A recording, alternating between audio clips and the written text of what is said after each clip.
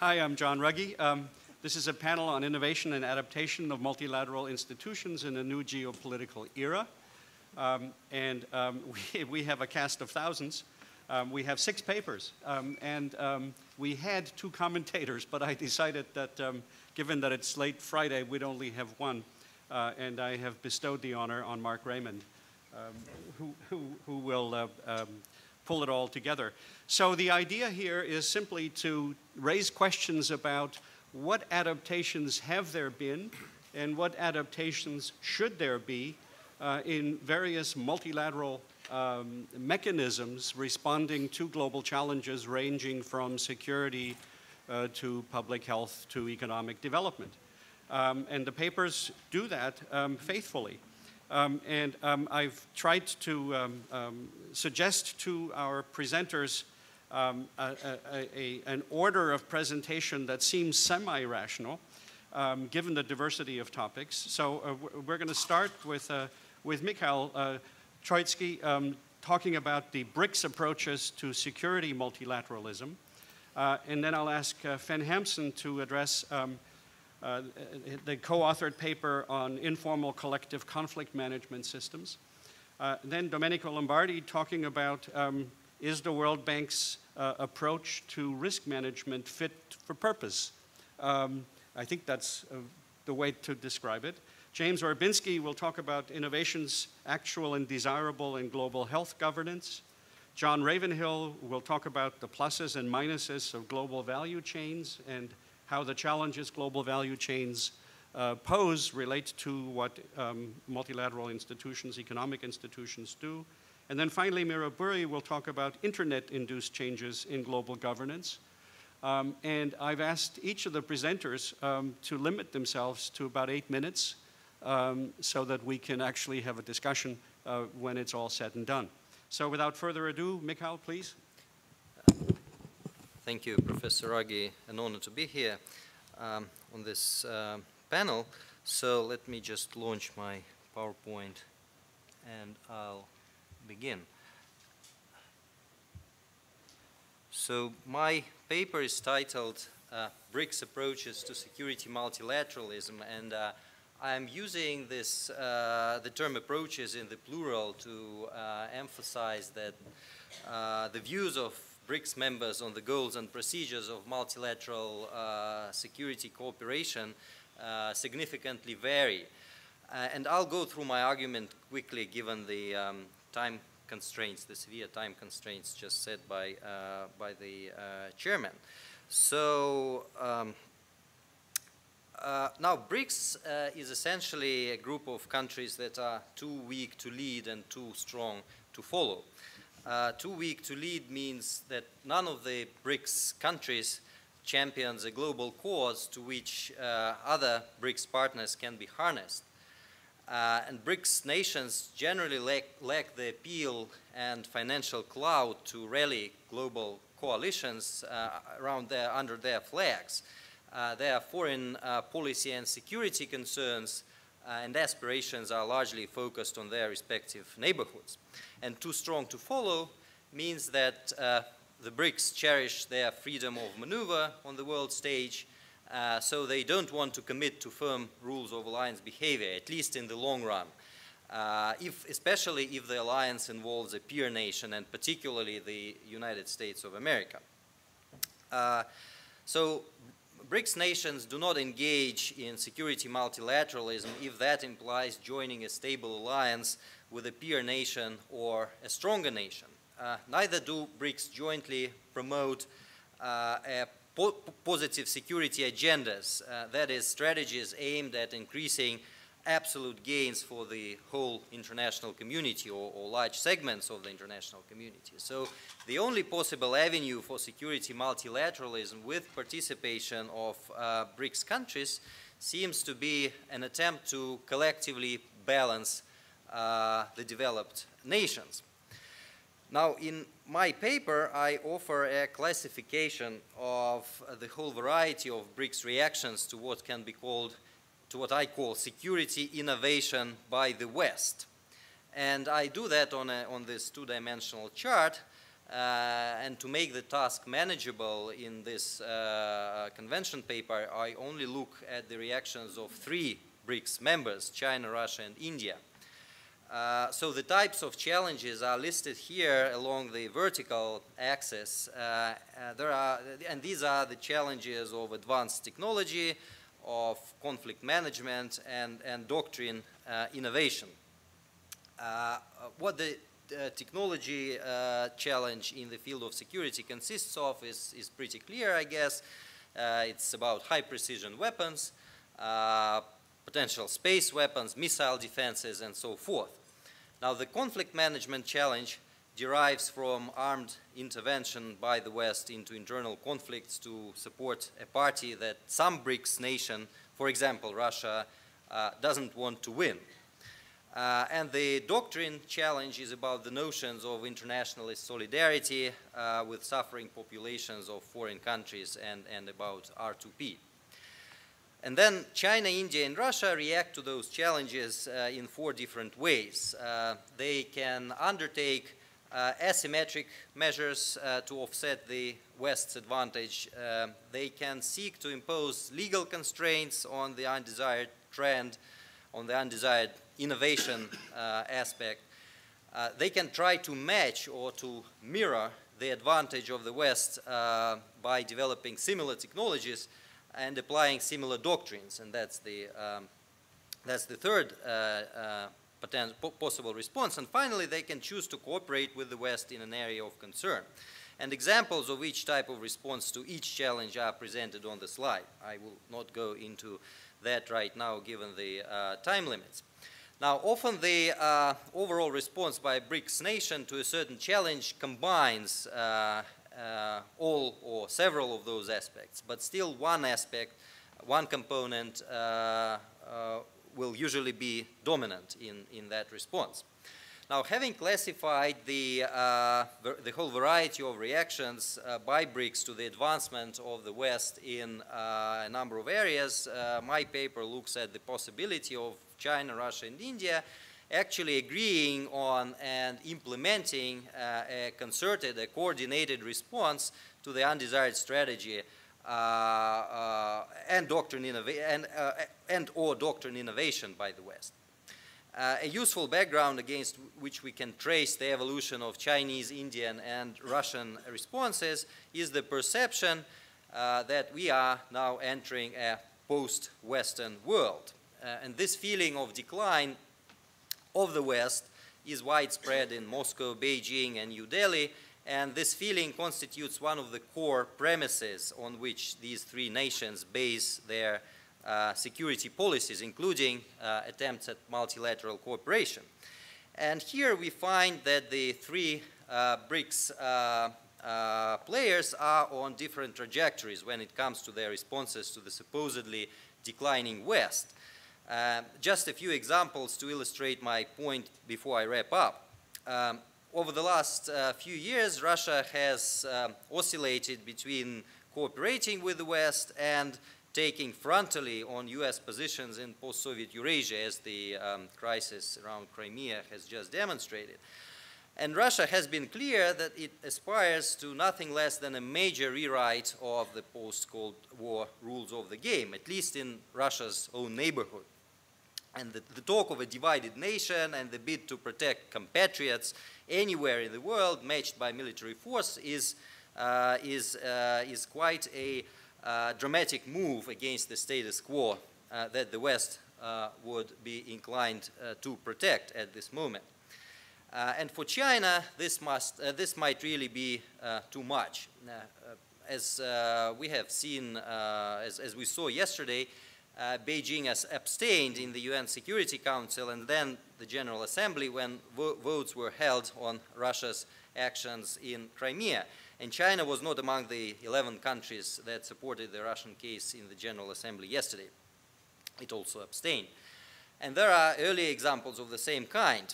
So for the moment, China does not aspire for the major overhaul of the rules of the game in Eurasia. Beijing only seeks to give an asymmetric response to American power on the Pacific and also to incrementally push the boundaries of international law especially the maritime law.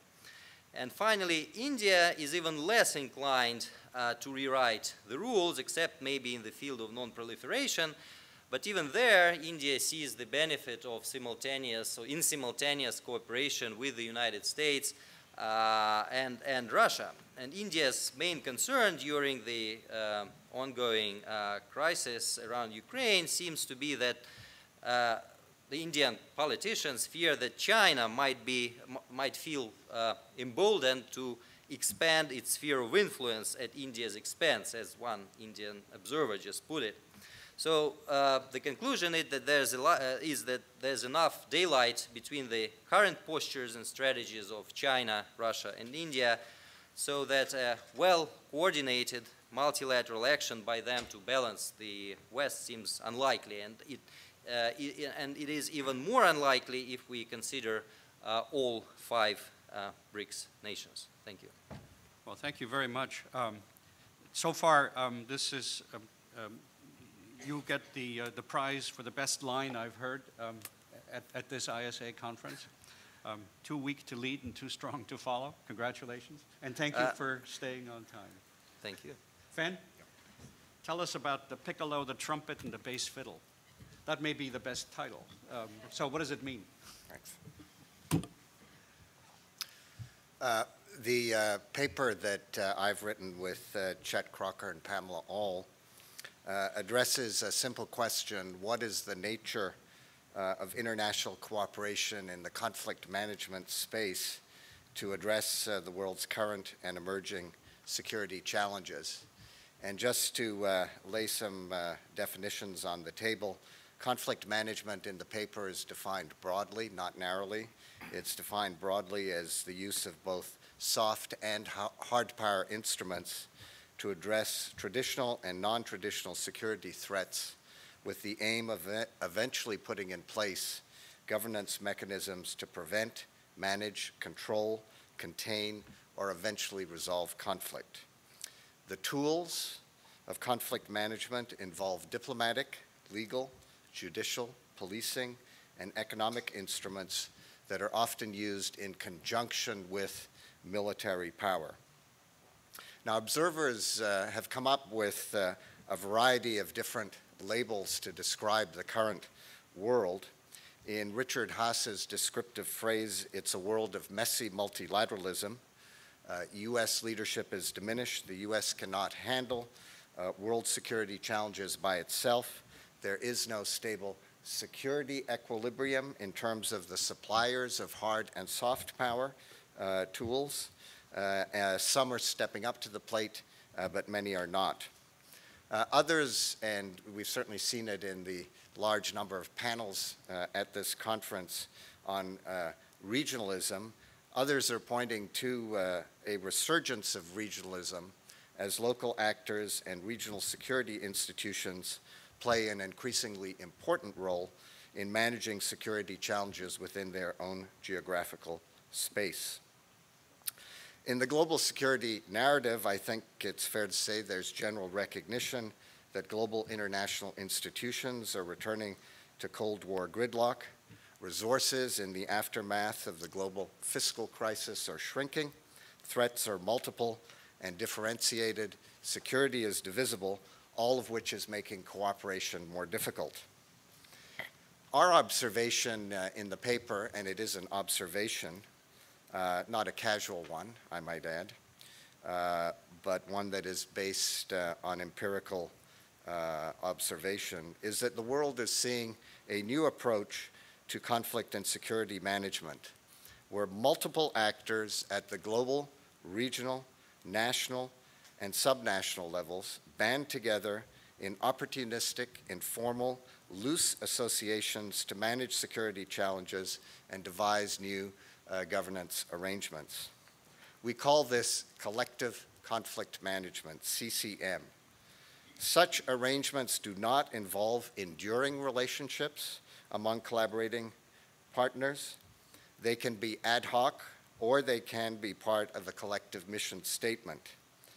But it's important to note that cooperation is not treaty-based, as in formal arrangements like collective security or collective defense, Membership can also involve official and non-official actors. Cooperation, to go back to Richard's notion of messy multilateralism, is footloose, but it's not entirely fancy-free.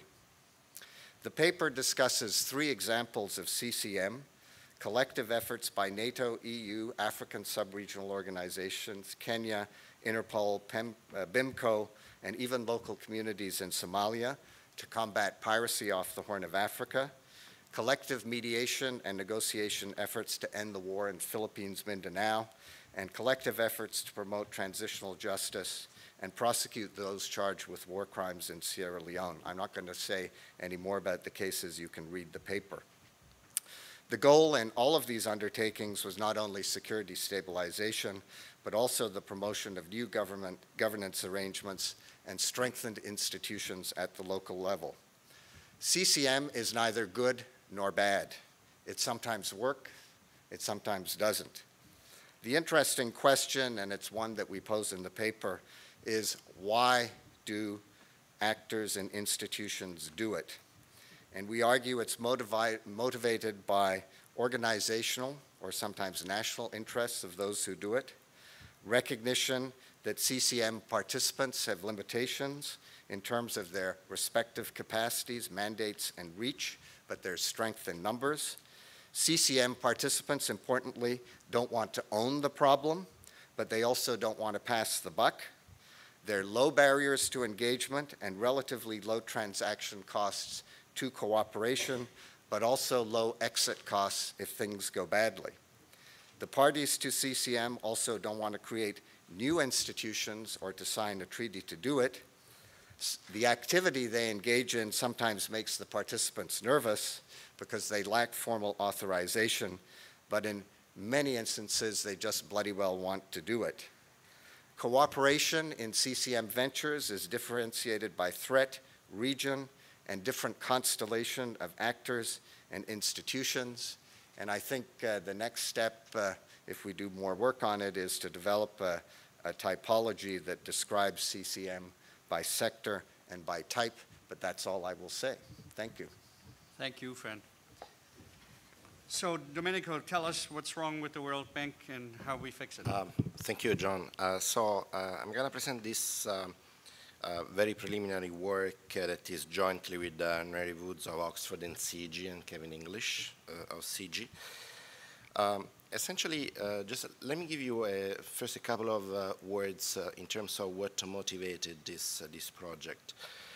Essentially, the idea is, as you mentioned, John, at the outset, is really to assess World Bank risk management practices. And this is something that we have not really seen in the literature so far.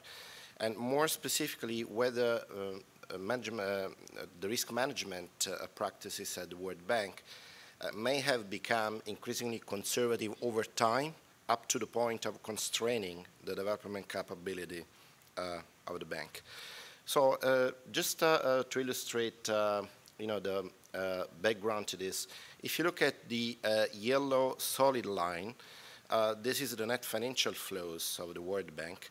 And you see that there is a spike in the first half of the 80s, and then this line dwindles.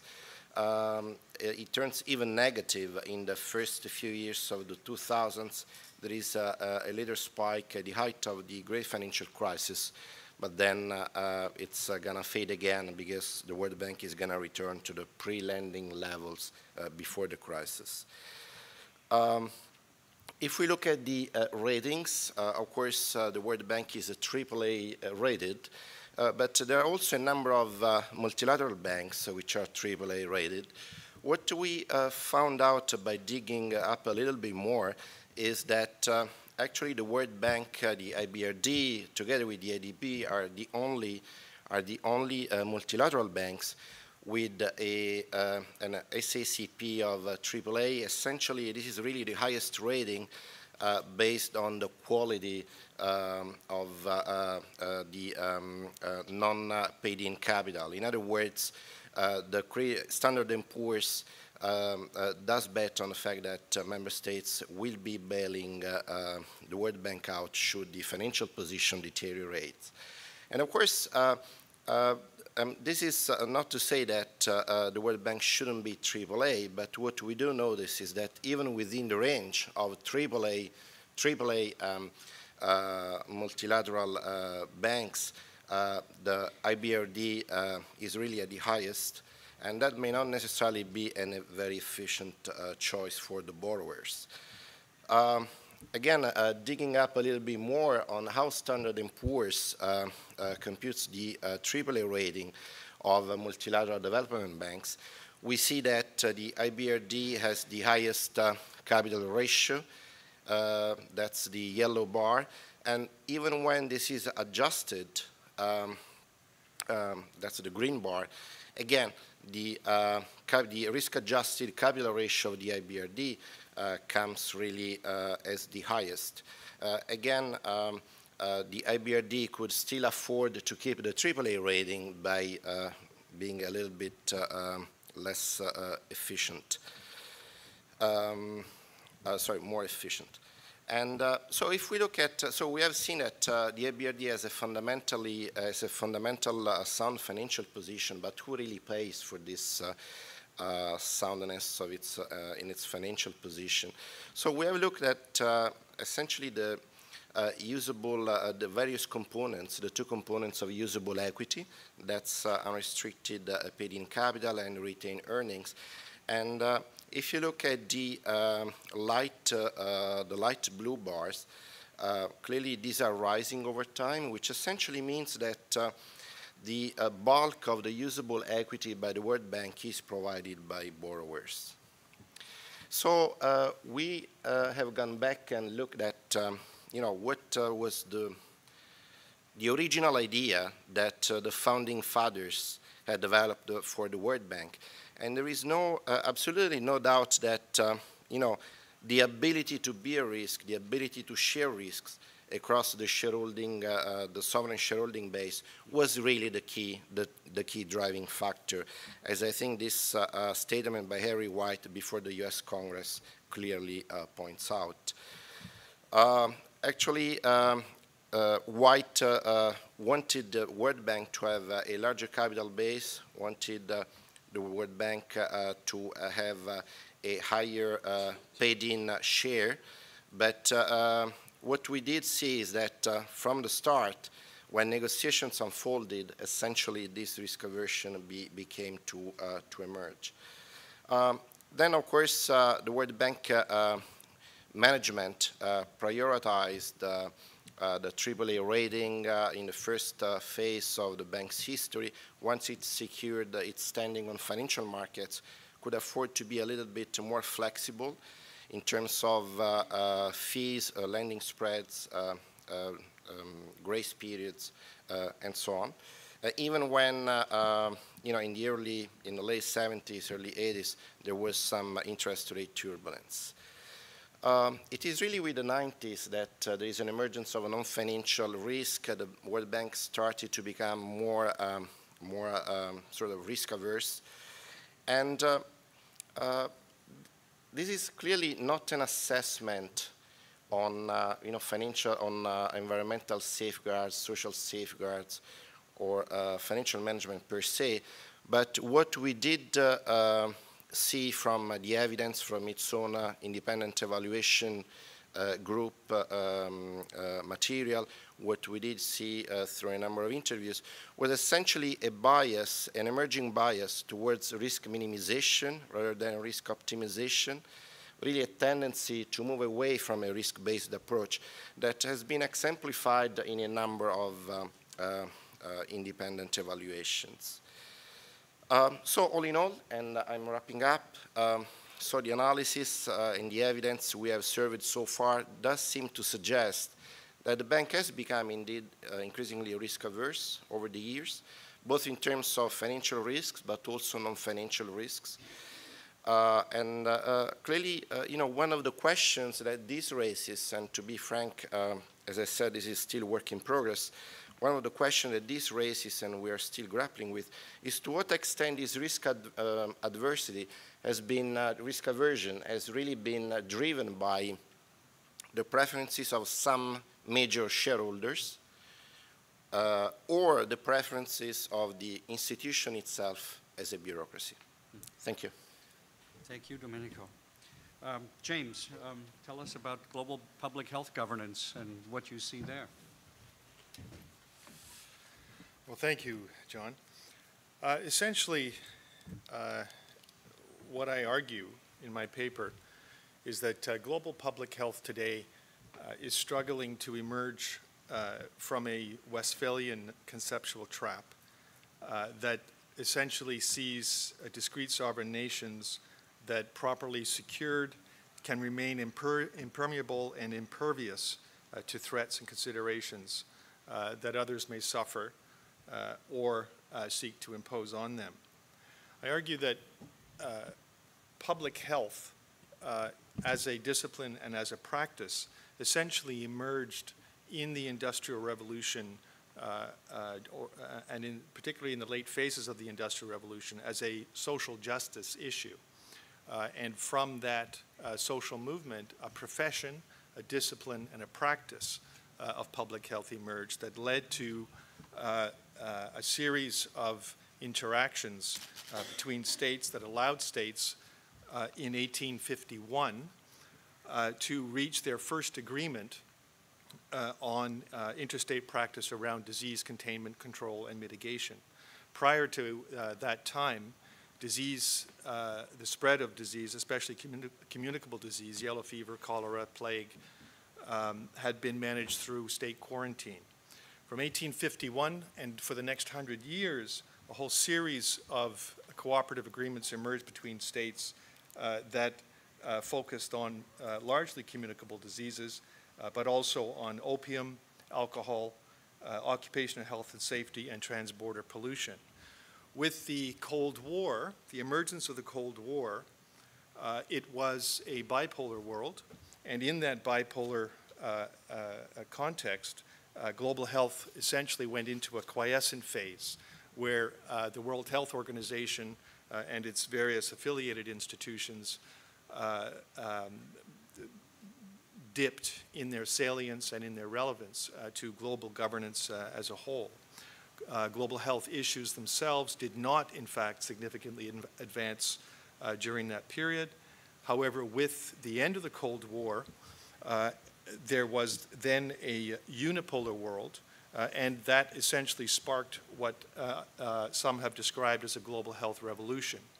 And with that revolution, from roughly 1990 to roughly 2008, in fact, particularly marked by the international financial crisis in 2008, there were a number of major changes, largely brought on by a myriad of actors, old and new, but certainly more prevalent and more capable in terms of engaging internationally. Those actors include, of course, states, their various ministries of health, international government organizations, the United Nations, the World Bank, IMF, the World Trade Organization, and then a myriad of NGOs characterized as international NGOs, bingos, business-oriented non-government organizations, lingos, little NGOs, longos, labor-oriented NGOs, foundations, most notably the Gates Foundation and the Rockefeller Foundation, at least 25 new public-private partnerships focused on diagnostics, vaccines, and drugs, major philanthropists like George Soros, and major one-man states like Bono. Other major actors included multinational corporations, largely the pharmaceutical industry, and largely those industries focused on health services. In that period of time, a whole series of changes took place. The Millennium Development Goals were formulated. Global health reached a new peak in terms of its normative value in global governance.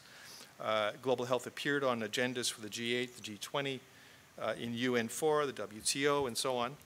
There were 5 new conventions, a convention on tobacco control, health regulation, recruitment of health personnel, virus sharing, and the 5th one I can't remember.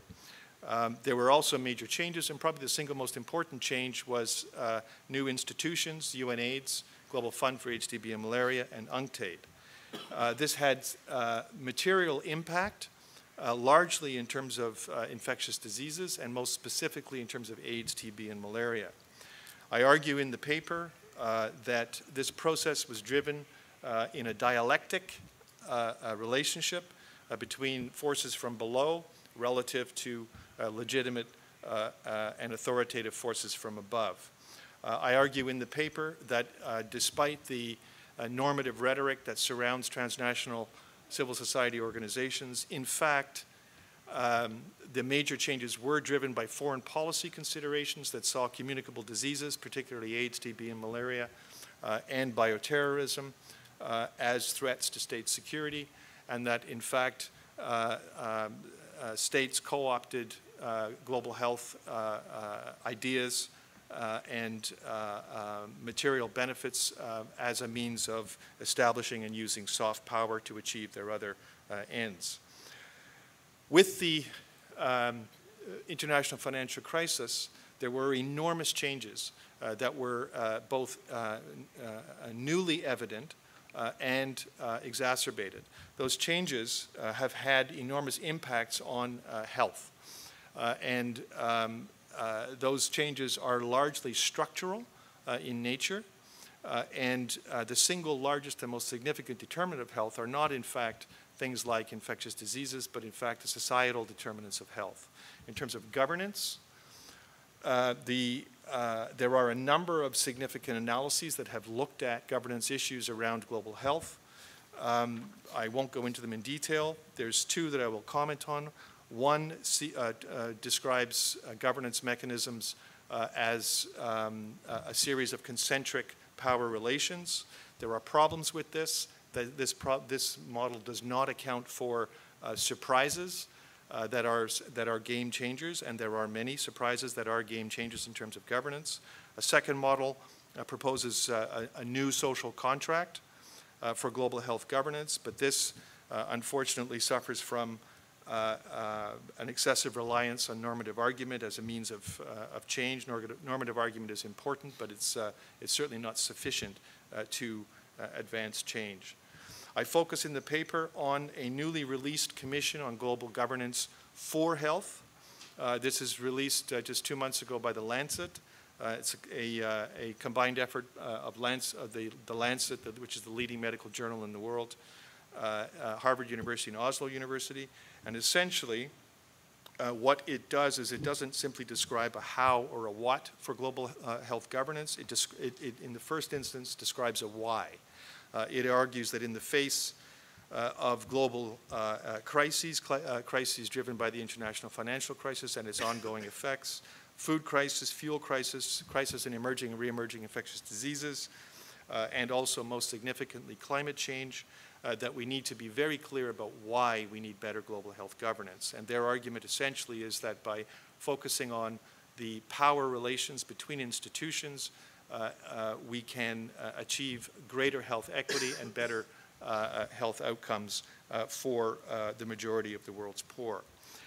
It proposes a very simple set of interventions. And I think, in fact, these are very powerful because of their simplicity, and they also account very significantly for the political reality of a post-Western, I suppose now is the new descriptor, a post-Western global context. Essentially, what it argues for is a multi-stakeholder platform on global governance for health, which would serve as a policy forum to provide space for diverse stakeholders to reframe issues, to set agendas, and to examine and debate policy issues. It also calls for an independent monitoring of how global governance processes affect health equity, and that these should be institutionalized through an independent scientific monitoring panel that's mandated to do health equity impact assessments across international organizations. And finally, it calls for existing measures to be used to better harness the global political determinants of health, strengthened use of human rights instruments for health, such as special rapporteurs, and stronger sanctions against a broader range against a broader range of violations by non-state actors through the international judicial system. This is, I think, a very simple and yet, again, very powerful set of proposals, because in the first instance, it appropriately accounts for the legitimate power structures that exist internationally, and it also appropriately accounts for the influence, very powerful influence of non-state actors in a dialectic relationship with those formal sources of power, and it also accounts for the necessary a necessary understanding of the dynamics of power and a necessary acceptance that in some circumstances power choices must make priorities other than those associated with health. For example, state security, development objectives, economic stability, and so on. However, by proposing that health issues and health equity issues be integrated across existing systems and that a new multi-stakeholder platform on global governance for health be established and that an independent scientific monitoring panel be established, I think these governance reforms are actually viable and doable. Final point, in a process of addressing global health governance, it's not simply about what global health practitioners and experts bring to the table. It's also about what they can learn. It's very clear that particularly since the end of the Cold War, and now most especially in a multipolar world, it's very clear that knowledge will continue to be a key force in shaping global health. That science delivers that knowledge, the science that delivers that knowledge will have to pay, the science that delivers that knowledge will have to pay far more attention to the local context in the future, and that grand technical solutions divorced from country realities will fail. And that health leaders will not be able to deliver success alone. They need political skills and they need political allies. And this, unfortunately, has eluded most health practitioners for the last 25 to 30 years. And finally, although health itself as both an indicator and an outcome of politics writ large is critical, it's also important that it be seen as a component of two more important human goals, which are well-being, or our capacity to actually function, and finally, agency, or our capacity to achieve whatever it is that we decide to achieve. Thank you. Wow, thank you, James, for a terrific synthesis of a rapidly evolving area. I guess I would only wish everyone luck who's trying to escape the Westphalian trap through intergovernmental mechanisms, which are part of the Westphalian trap, but maybe we can come back to that in discussion. John Ravenhill is addressing the issue of global value chains, which managed to escape the Westphalian trap very nicely. Indeed. For their own purposes. So please tell us about the pluses and the minuses of that. Okay, thank you, John. And when I wrote this paper, John was originally supposed to be one of the discussants, and so I thought I would try and win a brownie point by getting a reference to John's work on the post-Westphalian system into my first paragraph. So, I noticed that, thank you. Yeah, so it must be worth at least 10 seconds extra for the presentation, I hope. So, in his classical article, John noticed that the significance of offshoring in promoting transitions to postmodern forms of configuring political space, that this was well underway in the 1990s. In the succeeding 2 decades, the significance of what are now usually referred to as global value chains has grown exponentially. In the words of the WTO's former Director General, Pascal Lamy, they have produced a, quote, new paradigm where products are nowadays, quote, made in the world, unquote. UNCTAD estimates about 60% of today's global trade consists of trade in intermediate goods and services, which are then incorporated in the production process of goods and services for final consumption.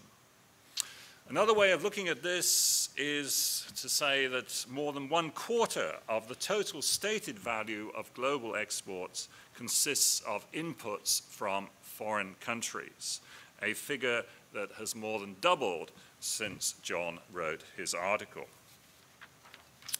In recent years, the study of global value chains has become very much the flavor of the month among both economists, political scientists, sociologists, and multilateral economic institutions. It's very rare for me to actually find a subject that's a winner. Usually I look at failed institutions that weren't failing at the time, but managed to fail shortly after I studied them. So global value chains have been a good thing. You see many international reports in the last couple of years. UNCTAD's flagship World Investment Report of last year was devoted to the subject of global value chains. Major reports from the WTO, the World Bank, OECD. But even though global value chains have received increasing attention both in the scholarly literature and in official reports, the actual implications of value chains for multilateral institutions has received very little attention. And in keeping with the theme of this panel, this is what I'm going to try to address briefly today. Part of what I'm doing here draws on a large and long overdue study that I've been doing with Greg Noble and Rick Donor on the automobile industry in East Asia. And I'll come back to that in a little while. Now, there are many ways in which one could cut into this topic, the implications of value chains for multilateral economic institutions, and some I'm going to ignore completely today. One major area, for instance, is one in which John has done a lot of work in the last few years, and that is on corporate social responsibility. I must say I'm much more relaxed on this area, though, than on other dimensions of development, which I'll come back to a bit later on. I'm going to start with something which may seem rather trivial, but I think the importance of this issue has been underestimated, and it's something that needs to have more focus, and that is global value chains and the measurement of trade, GVCs and trade data. Few economic concepts are as intuitive as the balance of trade, or seemingly as easily measured through the collection of data at the border about the value of imports and exports. But the growth of global value chains has cast increasing doubts on the usefulness of conventional measures of international trade for understanding not just of the real sources of products, but of bilateral trade imbalances, and even the relationship between international trade and domestic welfare. For instance, the OECD has commented that, quote, the fact that exports increasingly embody intermediate inputs sourced from abroad makes it difficult to identify the real contribution a given export may make to an economy's well-being, whether in terms of income or employment, unquote. In a world in which more than a quarter of the value of exports consists of components or services that have been imported, national trade statistics overstate domestically generated value added and lead to a double or multiple counting of the contribution of domestic production to exports, thereby introducing significant distortions into our understanding of the global economy and regional economies. More than 1/4 of the value of global trade is estimated to be double counted. So the global economy is actually substantially less interconnected than is conventionally believed. Moreover, because the openness of economies is normally measured by the ratio of imports and exports to GDP, national trade data have substantially overstated the openness of economies. And given that global value chains still are predominantly focused on regions, then conventional measures of regional integration substantially overestimate the importance of interconnectedness within a region in comparison with the significance of extra-regional interactions. One dimension of the inaccuracy of current trade data has received a great deal of attention, and that is the failure of the data to provide an accurate reflection of bilateral trade imbalances.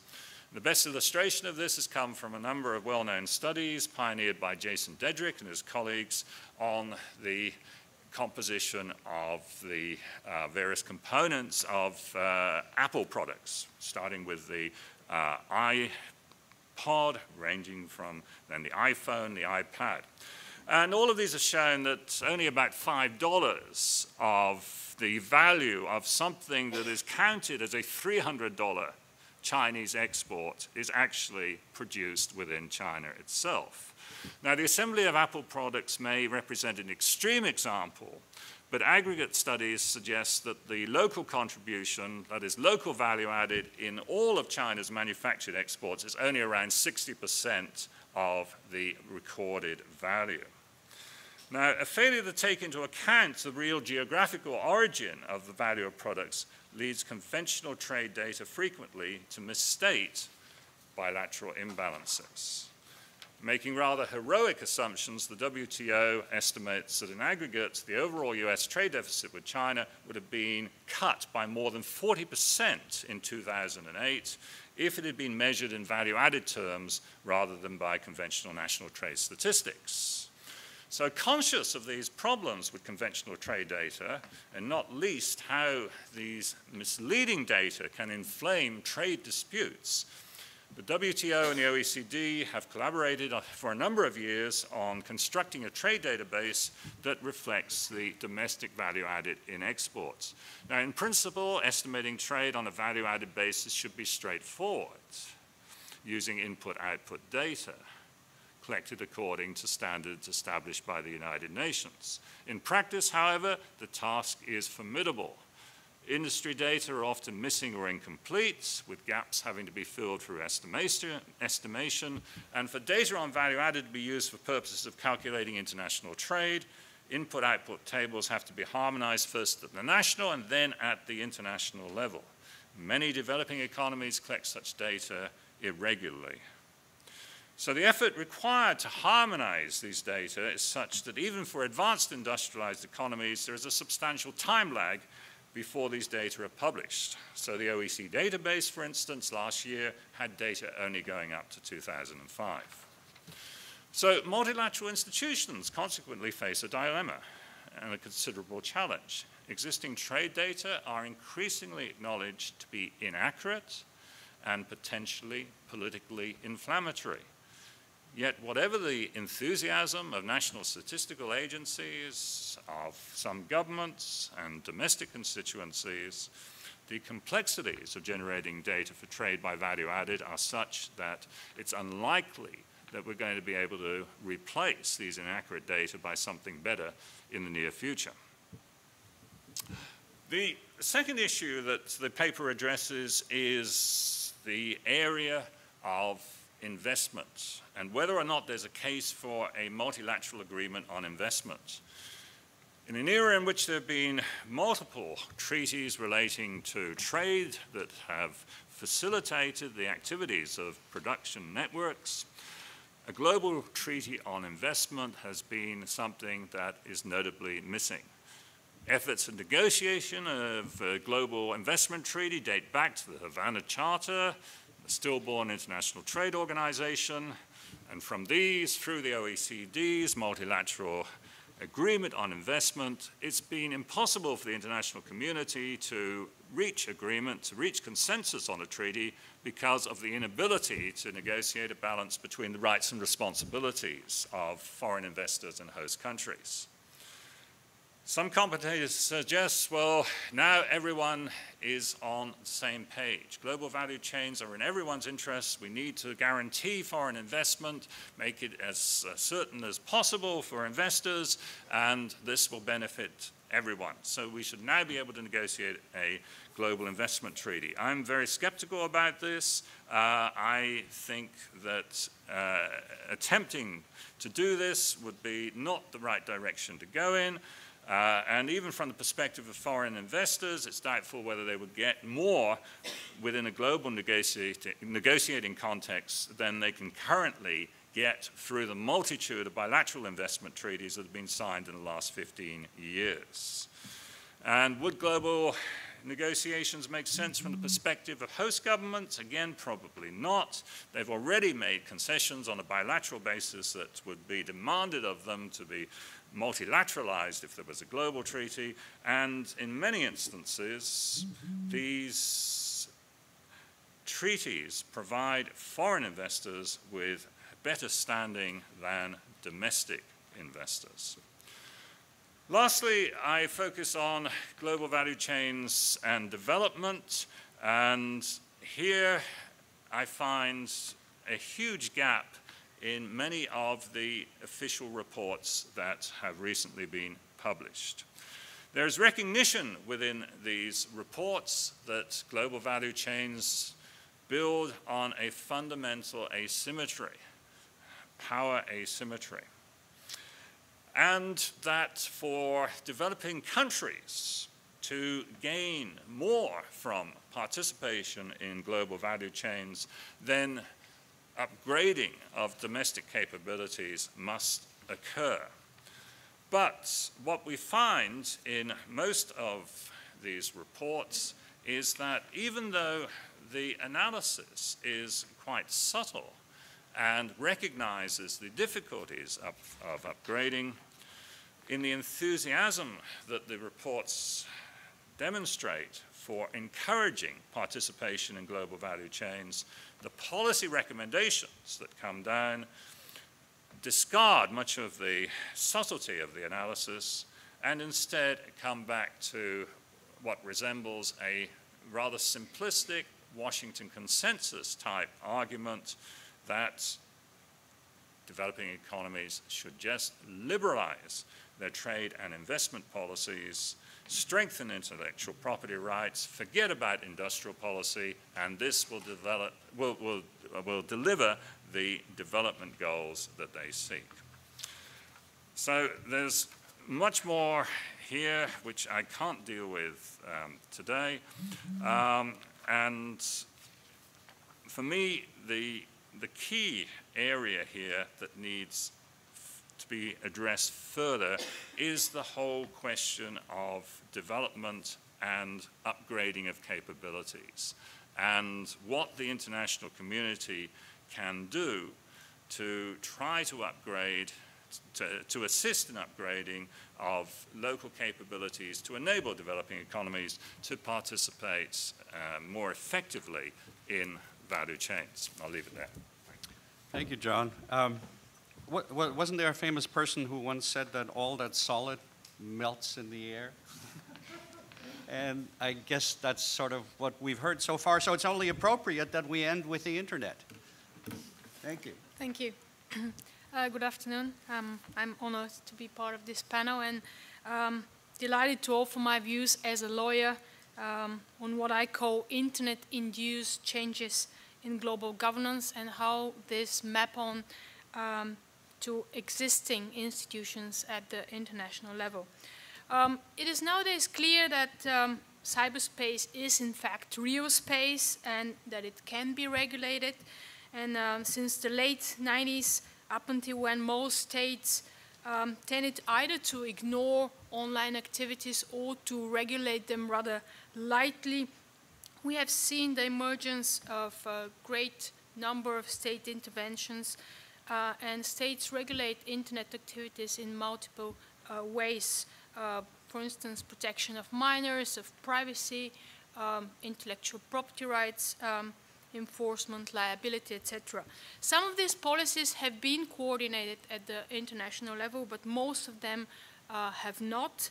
And quite importantly, there is no single organization at the international level that addresses the multifaceted issues that have been raised by the internet as it has emerged as this global communications platform.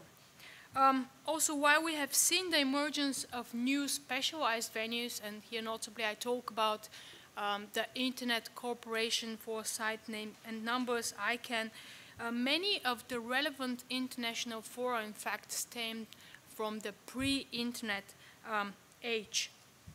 The literature has covered quite well these newer types of institutions of global internet governance, such as ICANN, as I mentioned, as well as the Internet Governance Forum, because these fora are particularly intriguing as they do not correspond to these conventional types of international cooperation, but function rather as bottom-up multi-stakeholder bodies, often without state representation and without international organization status under public international law.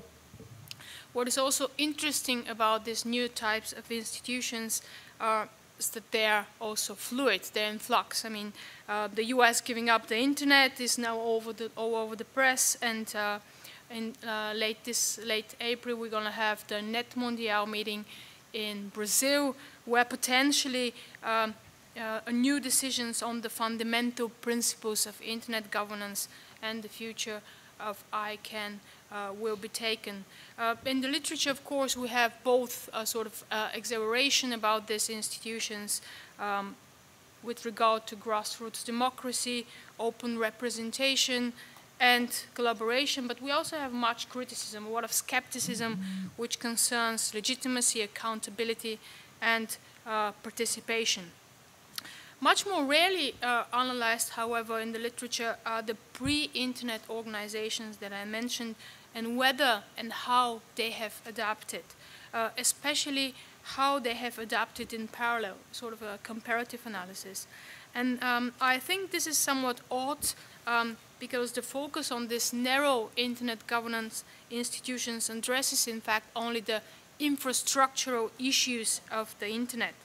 And there are also other, arguably as critically important issues that need to be looked at. Dutton and Pelto call them non-internet-centric issues that encompass a vast range of wider international policy issues such as human rights, cultural and linguistic diversity, intellectual property, digital divide, and critical content regulation questions. I also argue that any potential solution to the narrow IG problem will only marginally affect this whole range of questions or the existing institutional arrangements and the international level that actually govern them. At the same time, it is precisely in these other domains where major controversies unfold, where contestation actually comes from. And it is also in those domains where we have a higher level of legalization. So this is a sort of a mismatch that exists in the literature. In this sense, and so as to follow this adaptation process beyond the narrow internet governance domain, I seek in the paper to examine 3 pre-internet institutions and that tackle actually different clusters of this non-internet-centric issues. So I look at the International Telecommunication Union, at the World Intellectual Property Organization, and at the World Trade Organization, and broadly international trade venues. And I argue that these 3 different fora correspond to different types of reactions to the internet. Resistance in the sense of the ITU, incremental adaptation with regard to WIPO, the World Intellectual Property Organization, and as a sort of a creeping advance in the trade venues, sort of a advance through the back door. Because of the little time I have today, I would only talk a little bit about the WTO, since also it is almost absent in the literature.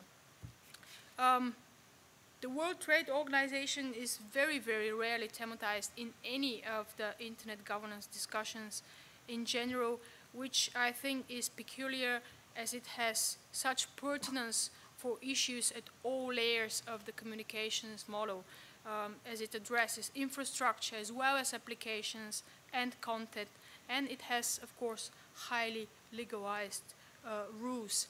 So I argue that WTO rules combined with the WTO plus rules enshrined in bilateral and regional trade agreements effectively regulate many aspects of this internet-centric and non-internet-centric issues. This happens mainly through a series of preferential trade agreements concluded by the US with a number of partners since 2004, which really create a sort of a digital trade tailored template. And this template has been copied also in non-US preferential trade agreements such as Australia, Singapore, Chile, Australia, and so on. Next to progressive gut-like approach to liberalization in these preferential trade agreements, they also have real regulation beyond the border, in particular tailored to digital trade, and address issues such as privacy, data, and consumer protection, as well as the key IP questions that are raised in a digital environment, mostly with regard to copyright enforcement and intermediaries' liability.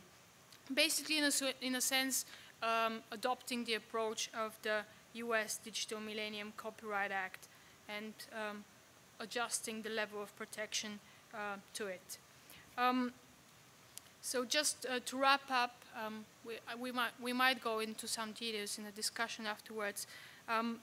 Overall, I believe there are palpable changes in global governance with the emergence of multi-stakeholder internet governance institutions, but only as we define them narrowly.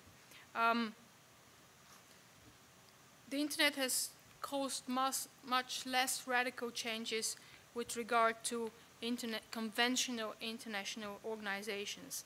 And this is perhaps understandable, and here I would quote John Ruggie as well. He has predicted, and that was in 1975, in fact, the year that I was born, that there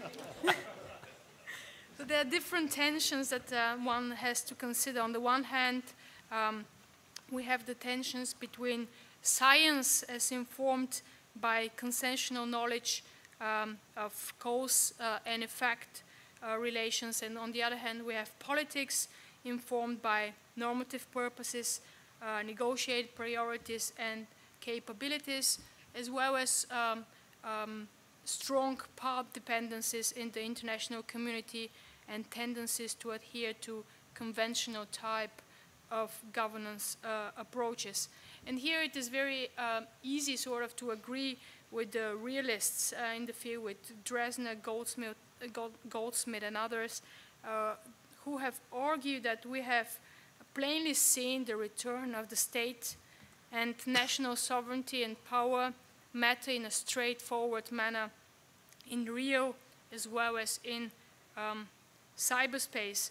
And here it is interesting, perhaps we can talk about this afterwards, that states have also adopted sort of a new unilateral governance tools because they regulate through technologies and through code, and we see this now very well.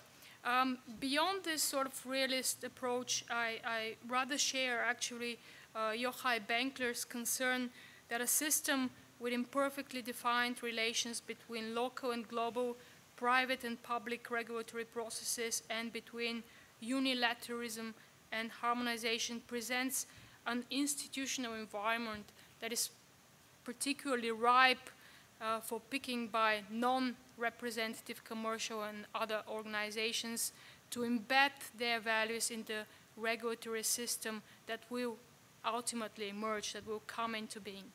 And I think clearly in this field there is a need for more research and more sort of comprehensive research, because it is still striking that matters are analyzed in silos, both in policy and in academia, and that the regulatory spillovers and interdependencies are largely ignored.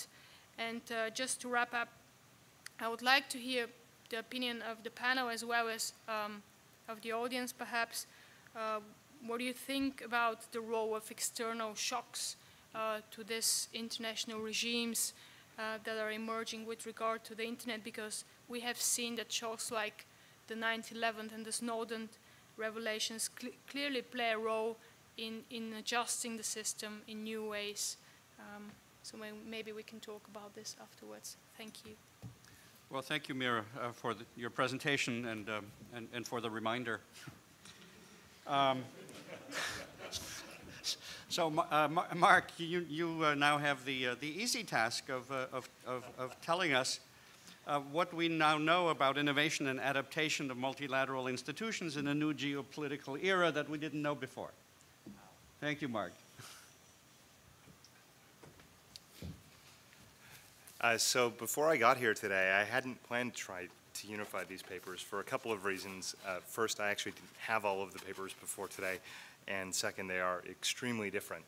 But given John's dictum, I will do my best.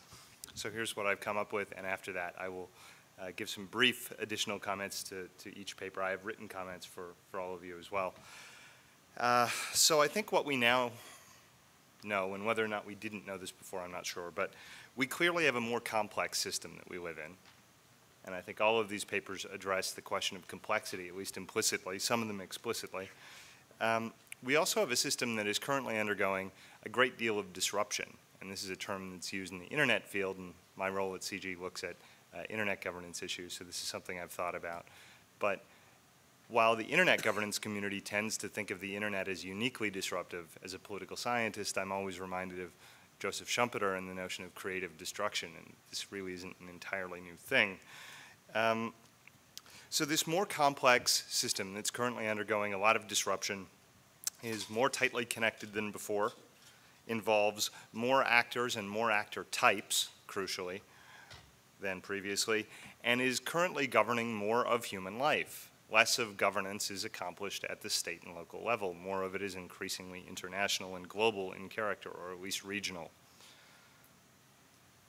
So the question in my mind is, what's producing this state of affairs? How have we gotten here? Where are we going? And what can we do about it? It's clearly, in part, at least a function of technology. I think that's what these papers tell us. Mira's paper very clearly talking about the internet and the changes that technology has had on other international institutions that aren't directly connected to the internet. But it's also a function of technology in that technology has brought us closer together, which in some ways makes us more vulnerable to things like global health crises. Technology has allowed the tighter interconnection of global financial systems and, as John Ravenhill points out, global production. So in this sense, then, technology is a key driver of the difficulties that we are confronted when we try and do governance in a more innovative way. But it's not simply a function of technology, or at least not simply a function of material technology. It strikes me that our conception of technology is very truncated. We tend to focus on technology as things, so the smartphones and the tablets that all of us carry are technology. But we also have a category of social technology that we don't study as a sort of self-consciously identified class of phenomena in that way. So in this sense, what I mean is that the rule of law is a social technology. Markets are a social technology. Democracy is a social technology. Our stock of such social technology has changed over time as people have thought about new organizational forms, experimented with them, instantiated them, rejected them, contested them, and done politics and done global governance. So this is, in a sense, connected to also something that I've done other work on, which is the evolution of what I've taken to calling the procedural architecture of the international system. So to come up with all of these rules, these social forms for governing human life, we need practices of rulemaking. And this is, in a sense, what politics is largely concerned with. And in this sphere, in the international system, our practices of rulemaking have changed, and John Ruggie's work has been instrumental to understanding them better. He has told us, for instance, that multilateralism is more than having multiple parties. It has thick, substantive content in terms of norms of how to proceed. We also have other procedural practices for rulemaking in the international system. Great power symmetry comes easily to mind and is dealt with in some of these papers. International law, including soft law, is also at the forefront of current developments in how we do rulemaking. So this procedural architecture of the international system is what helps us ensure that policy catches up to technology at the global level. And that is in some ways the central challenge, or one of the central challenges of global governance at the moment. But a focus on the procedural architecture of the international system can also alert us to a potential danger sign. We may be running up against the limits of the ability of the procedural architecture of the international system to function. And that limiting factor, I would argue, is a product of cultural diversity. The procedural architecture of the international system for the last roughly 400-odd years has been European in origin, and that has been spreading globally with the European state system. And while that sort of ideational material has been injected into non-Western societies, that injection did not displace what came before. There are distinctive non-Western cultures and traditions of rulemaking and rule interpretation that remain latent, and as non-Western societies grow in power and capability, may be likely to reassert themselves. And if they do, that may interfere not only with our ability to reach new agreements, because we don't agree on the legitimate procedures for rulemaking, it may also interfere with our ability to operate existing rule systems, because those rule systems depend on the ability for general rules to be applied to novel particular cases according to legitimate procedures. And if we lack those legitimate procedures, we may run into procedural deadlock. And internet governance is an excellent example of just such a phenomenon.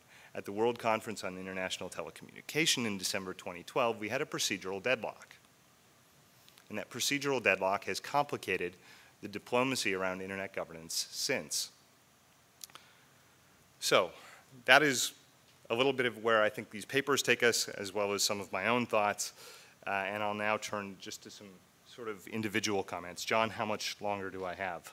About 3 minutes. Okay, then what I propose to do is cut myself short and distribute my written comments. Thank you. Thanks very much.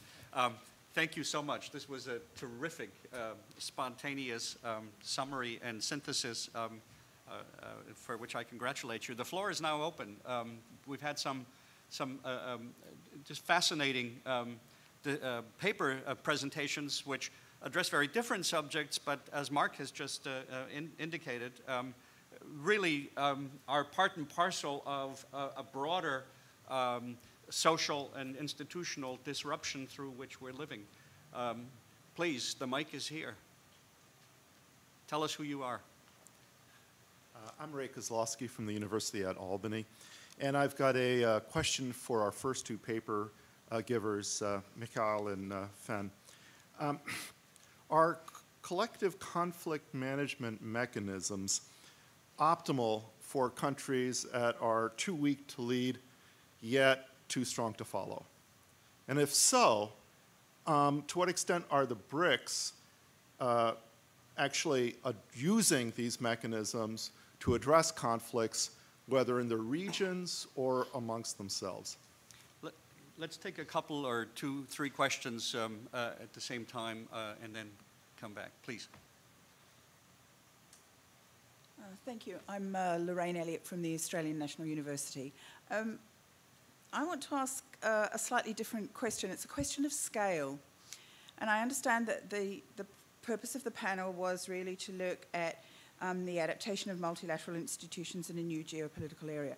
But we govern for a purpose and we govern for some people. And we often govern for those who are most marginalised and least able to hear. So I've been really interested to hear the way in which we've talked about the way in which rule-making may now be different. Even rule-taking may be different. But what about those who are affected by the rules? Have the kinds of changes that you've been talking about actually led to any different kinds of outcomes for those who are most affected by the rules of global governance? Wow, that was a small question. Give you all a minute to think about it. Let's take one more. Yes?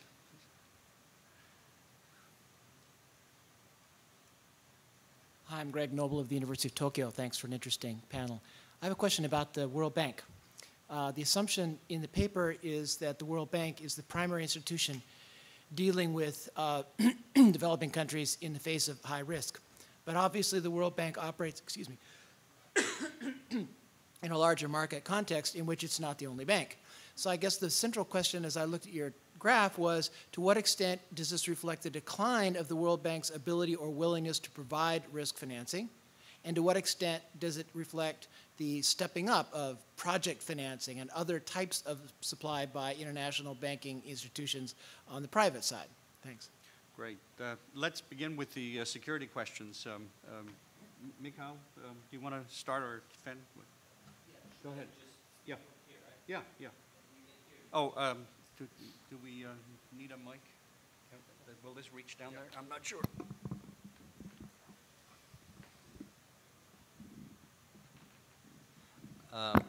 As far as I understood, your question was about whether the BRICS are abusing multilateral conflict management mechanisms by being obstructive, so to say, by defying collective action to address security issues in a variety of regions. Yeah, you might call that abusing in terms of obstructing activism, in terms of obstructing kind of positive action that might be meant to bring, absolute benefits to the parties on the ground and to the international community as a whole and to the region where conflict is happening. But I think that BRICS still have often have their distinct vision of what has to be done in each particular conflict, and they have, at least until a certain point, if you take Russia, been quite vocal and sometimes even convincing when they were trying to explain what should be done in Syria, in Bosnia, in Kosovo, and so forth. They were quite transparent about laying out the benefits and the problems of potential solutions, and they were quite consistent in criticizing the methods that other members of international communities have been trying to apply. So I would say yes, BRICS, and especially if we take Russia and China and sometimes even India, they are the nations that care most about conflict management issues. They do defy homogeneous approaches to conflict management in the same way they defy firm alliance commitments and firm rules of engagement on whatever security issues. They want to preserve freedom of maneuver. Whether you can call that obstructionism, yes, sometimes. I think they are more inclined to hold back and wait until a solution crystallizes, then get in immediately and do something about that, which may ultimately lead to a worse situation than where the conflict actually started. So they just simply, I guess the bottom line here that they simply do not want to approach all conflicts in a similar way. They have a vision, or they have suggestions about what to do in each case. Sure.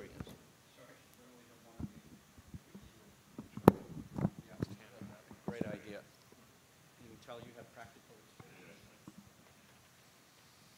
So if I interpret the question correctly, are the BRICS sometimes parties to CCM, Collective Conflict Management Ventures?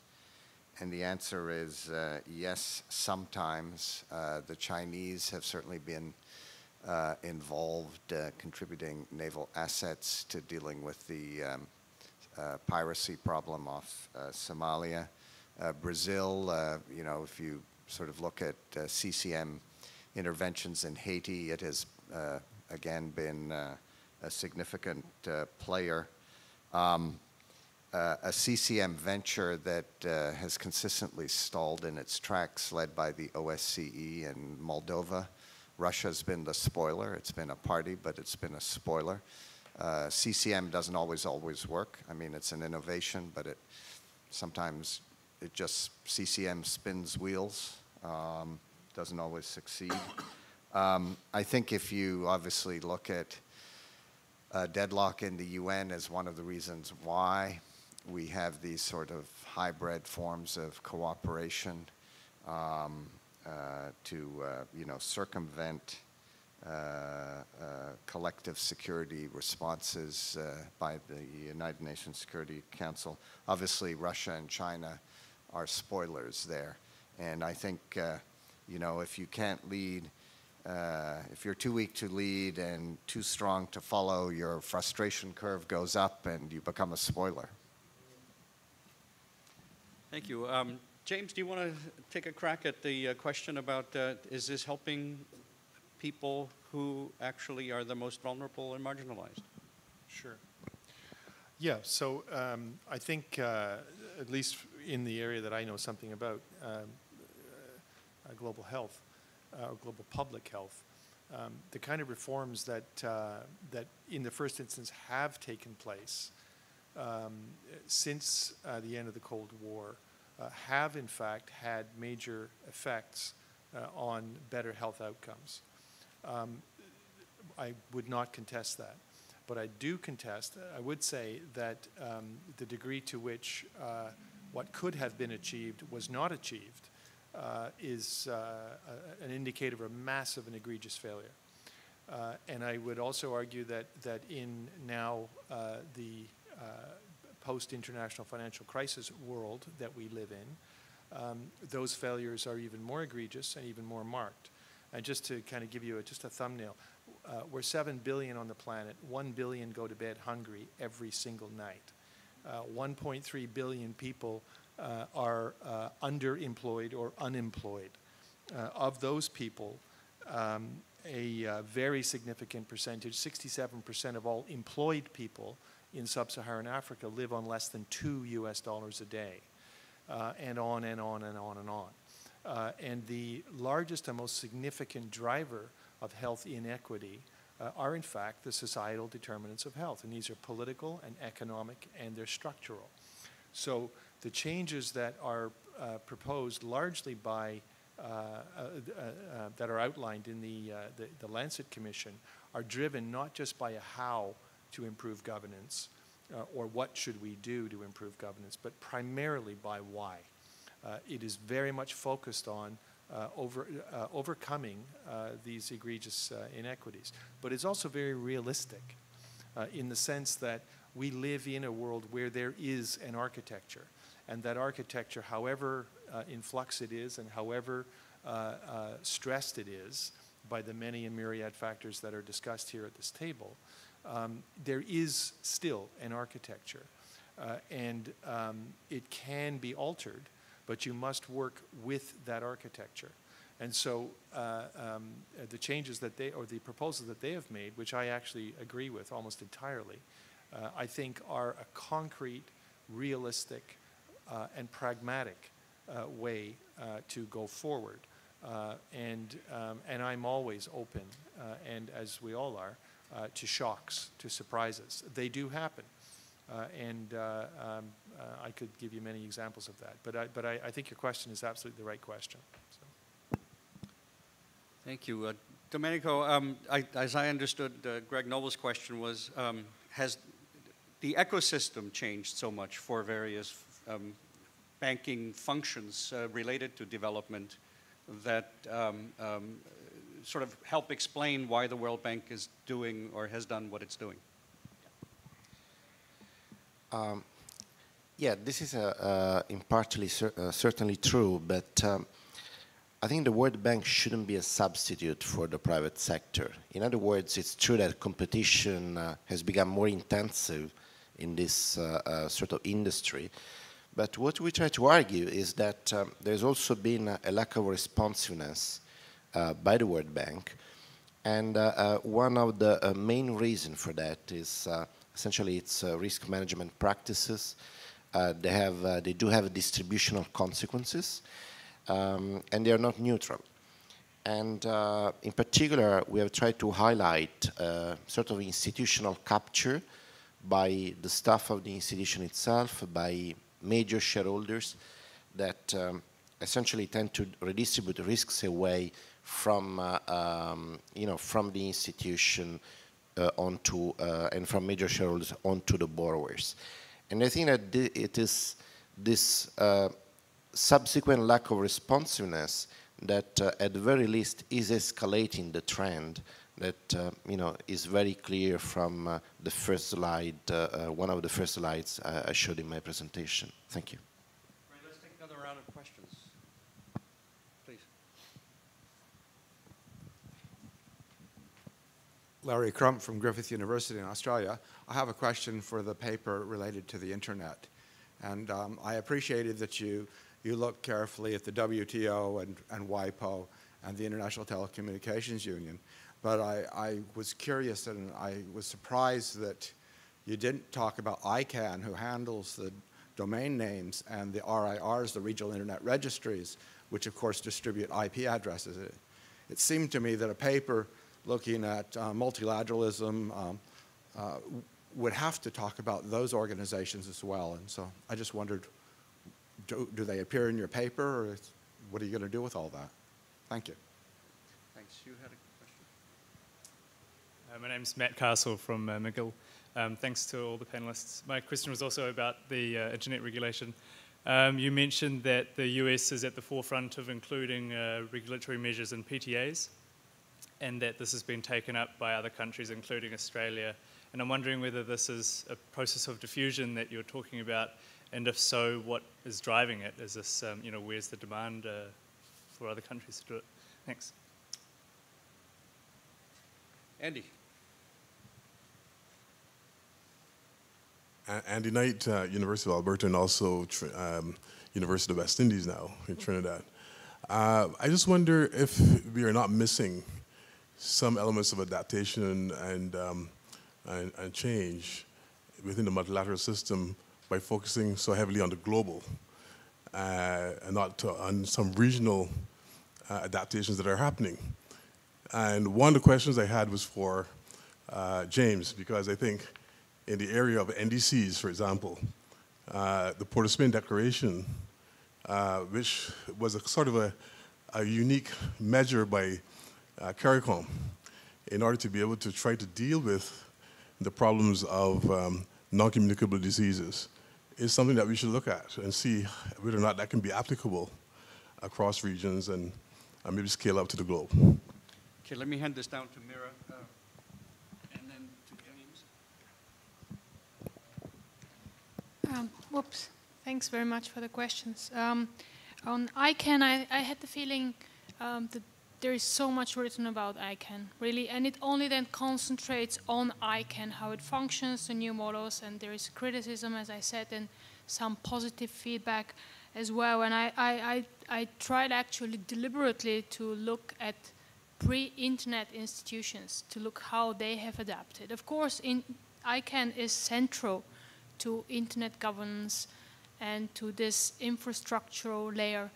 But I thought that would be a repetition of literature that exists already, and especially now when we have the discussion of what the future of ICANN may be, post-Net Mondial and so on. There are really a host of new papers that describe this really in detail, and I thought I spare this and add some value through a different channel. And I also think it's quite important what I mentioned, that the talk is only about ICANN and the rest is really often forgotten. There is not this connecting of all the dots, all the organizations that actually matter for internet regulation. Even with regard to telecom, for instance, it is often about, the talk is often about the contestation between ITU and ICANN, because this played out in reality.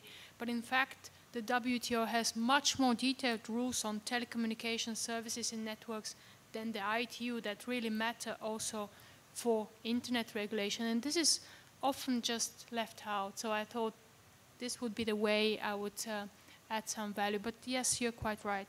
And about diffusion, yes, there is.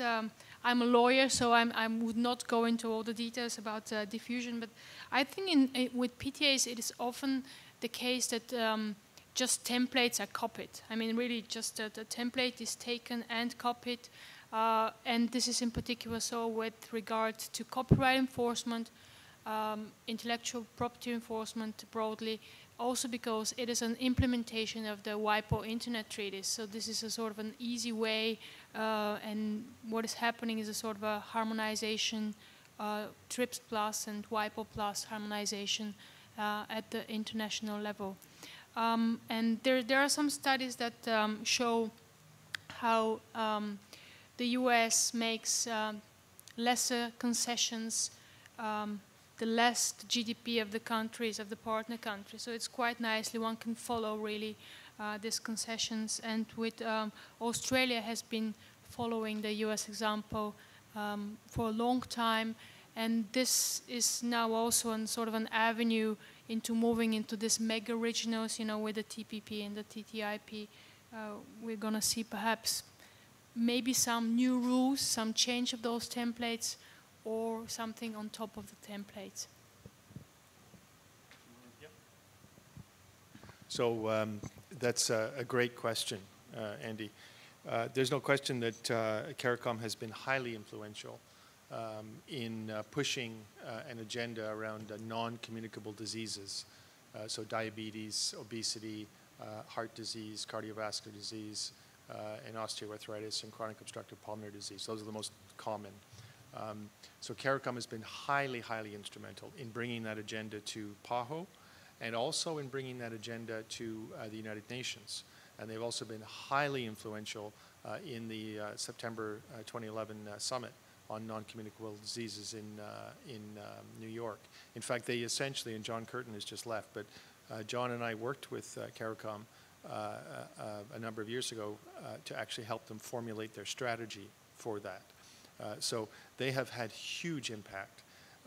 But I would also point to a couple of other examples that I think are much more material. I would argue that the CARICOM initiative has been really from the local to the global with an intention of influencing a global framework. There are other innovations that I think are very much worth looking at, and particularly around health systems. I'm involved in the southern region of Africa, and particularly in Malawi, with a major initiative where we have 200,000 people who are infected with HIV on treatment for AIDS in Malawi, in one country alone. And that program is one of the most effective, efficient healthcare delivery programs in the world.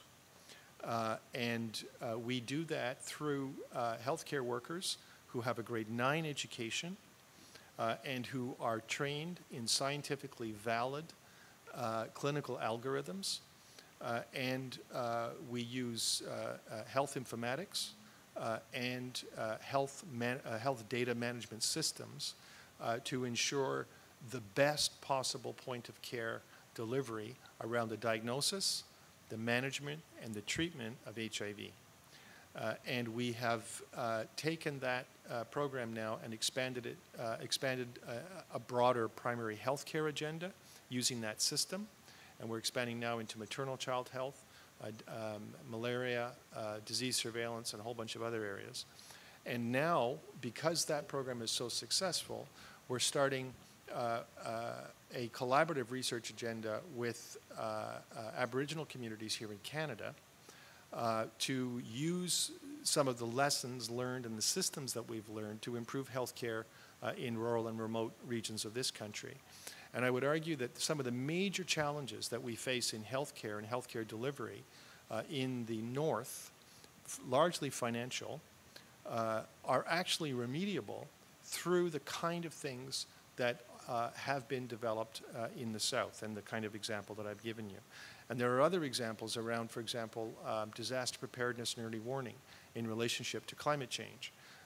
In Africa, disaster preparedness and early warning systems are far advanced, and their food security systems, their drought early warning systems are incredibly advanced in terms of creating systems that actually respond to real community needs and that build real community resilience and capacity. And so those are just some examples of things that are happening regionally in different parts of the world that have enormous significance for global and multilateral initiatives. So. Thank you. We got time for one other round of questions, if there are any. Yes, please. Hi, I'm from McMaster University. I'm an undergraduate student. My question was directed towards Dr. Orbinski. So you mentioned the need for a platform for multi-stakeholder collaboration. I was wondering about what this would technically look like. So were we looking at reforming an old institution and adding new players to it? Did we want to create a new one? And if we were to involve non-state actors in this institution, what would their involvement look like in terms of decision-making and influence? Thank you. Any others? The panelists want to add any questions to one another? Okay. James? I'd like to ask you if you've heard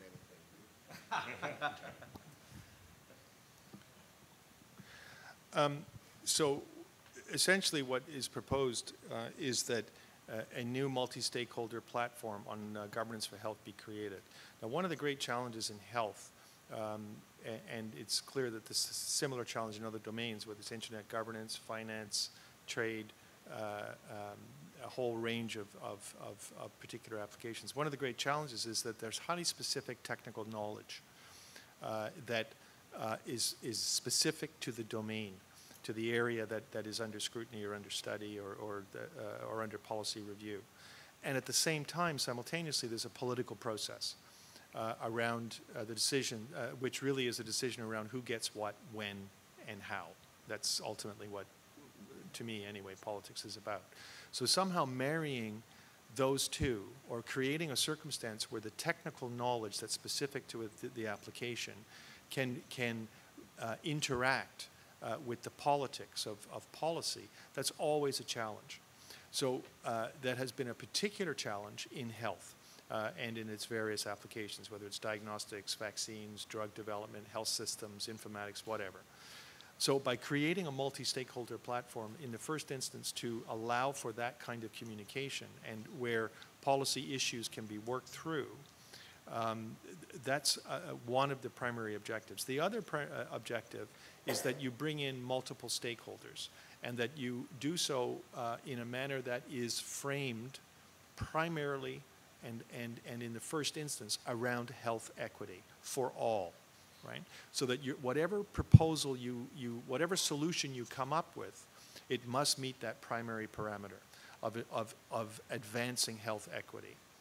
So a stakeholder platform structured and designed with that intent is fundamentally different, in fact, from what exists now in the international architecture. And then the other, an independent scientific monitoring panel, which would be mandated to look at health equity impact assessments across international organizations. That also would again, realistically push other institutions to incorporate health equity into their policy planning. So that, for example, when you're looking at energy policy, well, what energy policy has the best health equity outcome? Well, it's different in different circumstances. Are you going to go nuclear? Are you going to go for solar? Are you going to go for coal? Are you going to go for whatever? It depends on your circumstance from a health equity perspective. And there are also very different outcomes in terms of the impact of those particular energy strategies on direct health outcomes.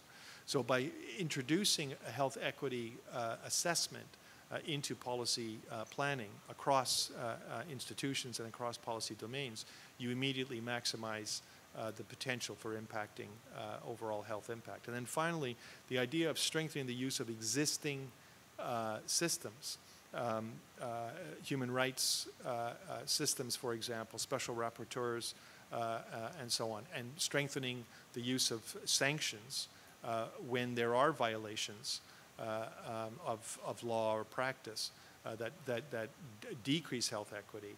Those are very concrete and very specific uses of existing systems that can very quickly improve overall health equity practice. Well, thank you, James, and thank you to the panel for a set of fascinating papers and presentations, for being disciplined and sticking to the time target. Please join me in also thanking our commentator for his brilliant synthesis at the end.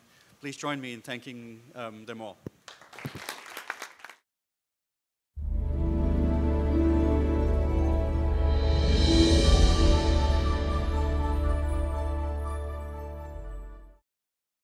Hi, I'm John Ruggie. This is a panel on innovation and adaptation of multilateral institutions in a new geopolitical era. We have a cast of thousands. We have 6 papers, and we had 2 commentators, but I decided that given that it's late Friday, we'd only have 1, and I have bestowed the honor on Mark Raymond, who will pull it all together. So the idea here is simply to raise questions about what adaptations have there been and what adaptations should there be in various multilateral mechanisms responding to global challenges ranging from security to public health to economic development. And the papers do that faithfully. I've tried to suggest to our presenters an order of presentation that seems semi-rational, given the diversity of topics. So we're going to start with Mikhail Troitsky talking about the BRICS approaches to security multilateralism. And then I'll ask Fen Hampson to address the co-authored paper on informal collective conflict management systems.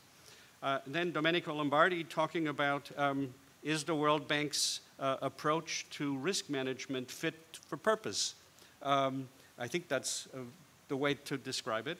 James Orbinski will talk about innovations actual and desirable in global health governance. John Ravenhill will talk about the pluses and minuses of global value chains and how the challenges global value chains pose relate to what multilateral institutions, economic institutions do. And then finally, Mira Burri will talk about internet-induced changes in global governance.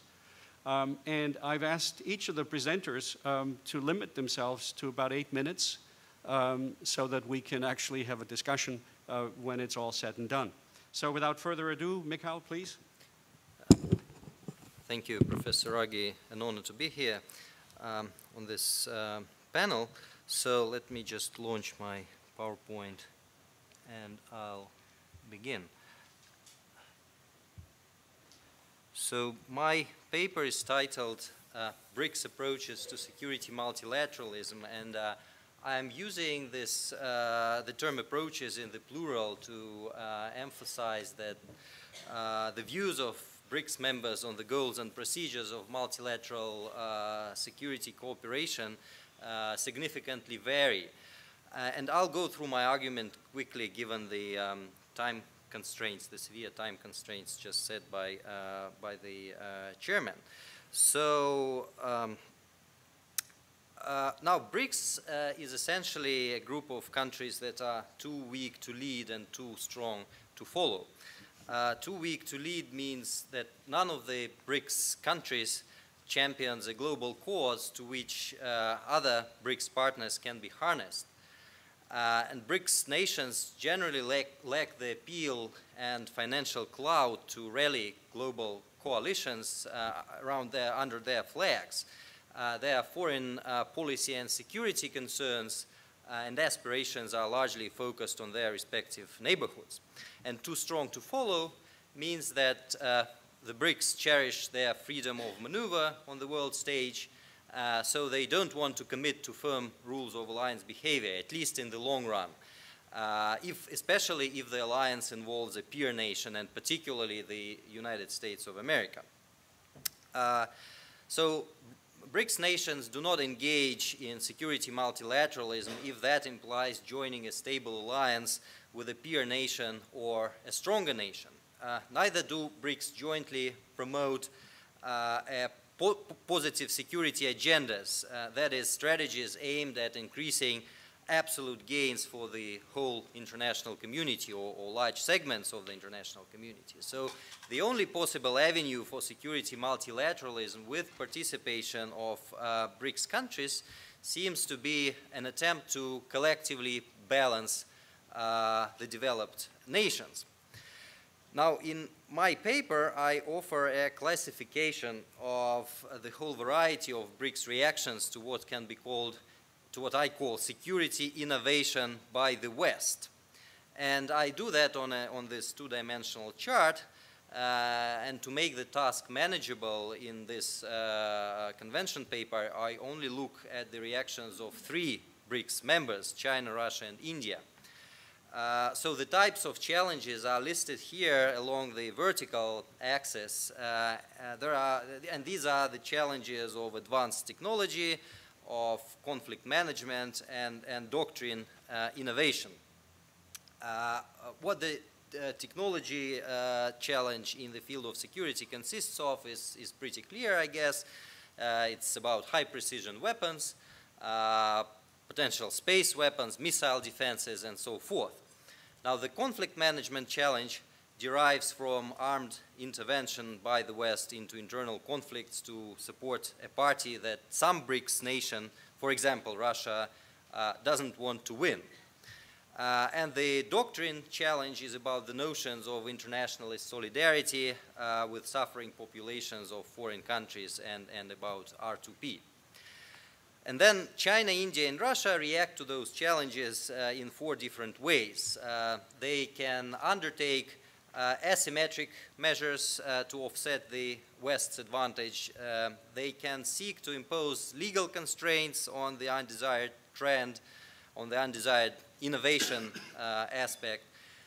They can try to match or to mirror the advantage of the West by developing similar technologies and applying similar doctrines, and that's the third inclined to rewrite the rules, except maybe in the field of non-proliferation. But even there, India sees the benefit of simultaneous cooperation with the United States and Russia. And India's main concern during the ongoing crisis around Ukraine seems to be that the Indian politicians fear that China might feel emboldened to expand its sphere of influence at India's expense, as one Indian observer just put it.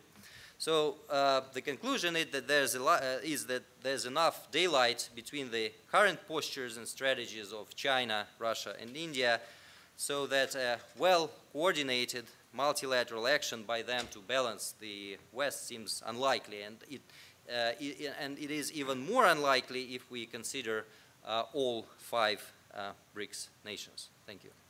Well, thank you very much. So far, this is you get the prize for the best line I've heard at this ISA conference. Too weak to lead and too strong to follow. Congratulations, and thank you for staying on time. Thank you. Fan, tell us about the piccolo, the trumpet, and the bass fiddle. That may be the best title. So what does it mean? Thanks. The paper that I've written with Chet Crocker and Pamela All addresses a simple question: what is the nature of international cooperation in the conflict management space to address the world's current and emerging security challenges? And just to lay some definitions on the table, conflict management in the paper is defined broadly, not narrowly. It's defined broadly as the use of both soft and hard power instruments to address traditional and non-traditional security threats with the aim of eventually putting in place governance mechanisms to prevent, manage, control, contain, or eventually resolve conflict. The tools of conflict management involve diplomatic, legal, judicial, policing, and economic instruments that are often used in conjunction with military power. Now, observers have come up with a variety of different labels to describe the current world. In Richard Haas's descriptive phrase, it's a world of messy multilateralism. U.S. leadership is diminished. The U.S. cannot handle world security challenges by itself. There is no stable security equilibrium in terms of the suppliers of hard and soft power tools. Some are stepping up to the plate, but many are not. Others, and we've certainly seen it in the large number of panels at this conference on regionalism, others are pointing to a resurgence of regionalism as local actors and regional security institutions play an increasingly important role in managing security. Possible response, and finally they can choose to cooperate with the West in an area of concern. And examples of each type of response to each challenge are presented on the slide. I will not go into that right now given the time limits. Now, often the overall response by a BRICS nation to a certain challenge combines all or several of those aspects, but still one aspect, one component will usually be dominant in that response. Now, having classified the whole variety of reactions by BRICS to the advancement of the West in a number of areas, my paper looks at the possibility of China, Russia, and India actually agreeing on and implementing a concerted, a coordinated response to the undesired strategy and or doctrine innovation by the West. A useful background against which we can trace the evolution of Chinese, Indian, and Russian responses is the perception that we are now entering a post-Western world. And this feeling of decline of the West is widespread in Moscow, Beijing, and New Delhi, and this feeling constitutes one of the core premises on which these three nations base their security policies, including attempts at multilateral cooperation.